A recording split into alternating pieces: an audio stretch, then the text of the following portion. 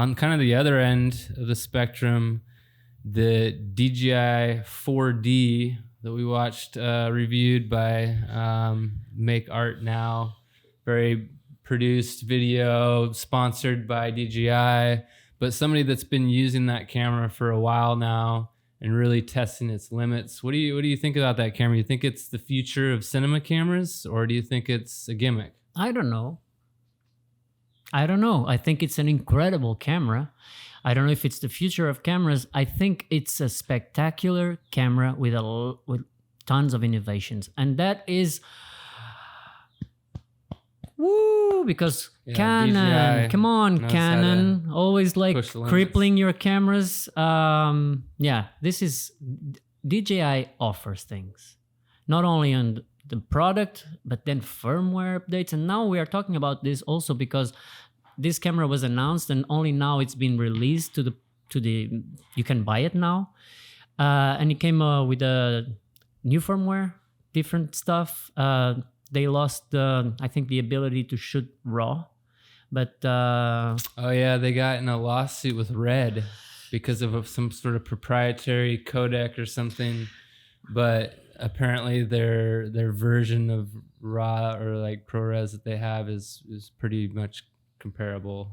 Be about the equal. I've heard Philip Bloom, the great Philip Bloom, talking about this camera and also about this firmware. And the other people I listened talk, they never use the RAW. They never use RAW. So I know that seems to be the case with people that have it.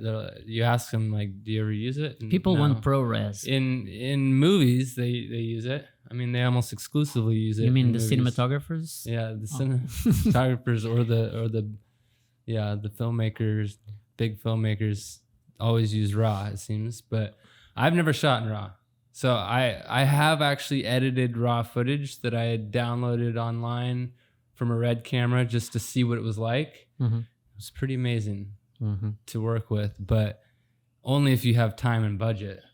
You know, it's a lot of work, and you have to really have the budget and the, you know, really like a colorist that's going to color grade it. I remember when this camera came out, we were on the phone for a while talking about it. And I remember our conversation. We were like, for me, when I heard about the camera, I was thinking, okay, there's for sure a couple of things that the camera is short. And I couldn't find any, like nothing. Yeah, it seems like it checks a lot of the boxes. And the fact that it's got a gimbal on the camera, but not only a gimbal, they had to step it up that it's a 4-axis gimbal. Yeah. You know, that like, you know, even the new Ronins, you can't do that without getting like a whole vest and like an arm and everything. So the video that you to mentioned, be able to run. Yes, the video that you mentioned, the guy is running full speed. Yeah. And it's smooth. It's perfectly smooth on long lenses. He's testing it on like up to like 100mm lenses and still able to get good results. What's the name of that channel? Make Art Now. Yeah. Yeah.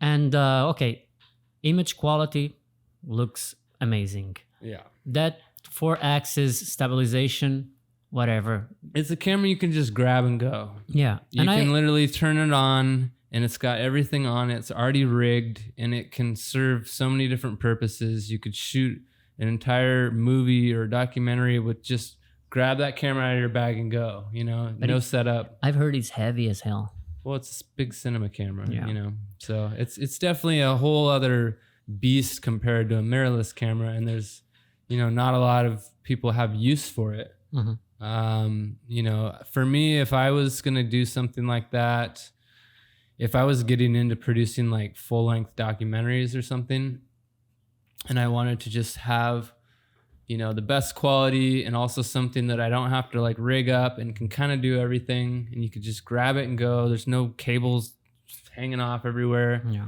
You know, I would consider something like that, but like for what I do, it's overkill, way overkill. Way overkill for me too. Also, there's this little, how do you call that? Oh yeah, the monitor, the wireless monitor. Yeah. It's pretty amazing. I've never used a wireless monitor, but for bigger productions where you have a director that's, you know, directing a DP, you know, it's necessary. And the fact that the range on that thing is it's like crazy. insane. Yeah, but why would somebody really want to be directing from a football field away. I don't really know what the need for that range is. Well,